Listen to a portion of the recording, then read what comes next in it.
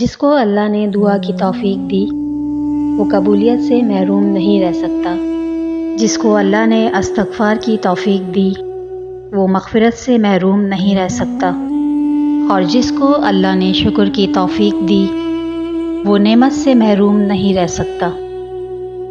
کیا خوب لکھا ہے کسی نے، بخش دیتا ہے خدا ان کو جن کی قسمت خراب ہوتی ہے، وہ ہرگز نہیں بخشے جاتے ہیں جن کی نیت خراب ہوتی ہے۔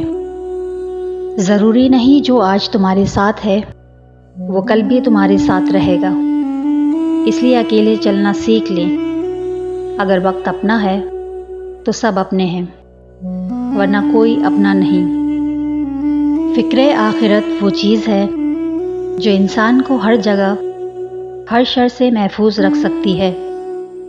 اللہ تعالیٰ کے راستے پر خود بھی چلیں اور دوسروں کو بھی تلقین کریں۔ اپنے عمل اور نیت کو پاکیزہ بنا لیں۔ کچھ ملے نہ ملے، رب کی محبت ضرور ملے گی، یہی تمہاری سب سے بڑی جیت ہے۔ مکافات عمل دستک نہیں دیتی اور نہ ہی اسے کسی در کے کھلنے کا انتظار رہتا ہے۔ یہ تو جہاں جاتی ہے اپنے لیے دروازے کھول لیتی ہے۔ جو آج تم کرو گے کل وہی تمہارے ساتھ ہوگا، اس لیے کسی کی زندگی جہنم بنا کر سجدوں میں جنت مانگنا چھوڑ دو۔ چار چیزوں کو چار چیزوں سے دھویا کرو، زبان کو ذکر سے، آنکھوں کو آنسوؤں سے، گناہوں کو استغفار سے، اور دل کو خوف خدا سے۔ ہر چیز نصیب سے نہیں ملتی، کچھ چیزیں دعاؤں سے بھی ملتی ہیں۔ خوش دکھائی دینے کا مطلب یہ نہیں کہ سب اچھا ہے، بلکہ اس کا مطلب ہے آپ نے اپنے درد کسی کے ساتھ نہیں، اپنے ساتھ بانٹنے کا فیصلہ کر لیا ہے۔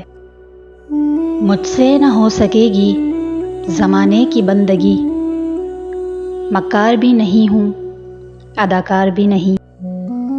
کبھی کبھی راستوں کو نہیں بلکہ خود کو بدل لینا بہتر ہوتا ہے۔ دوزخ میں لے جانے والی دولت سے وہ غریبی ہی بہتر ہے جو جنت کی راہ پر چلا دے۔ کسی کا بھلا نہ ہو سکے تو برا کرنے کی کوشش نہ کرو۔ دنیا کمزور ہے لیکن دنیا بنانے والا نہیں۔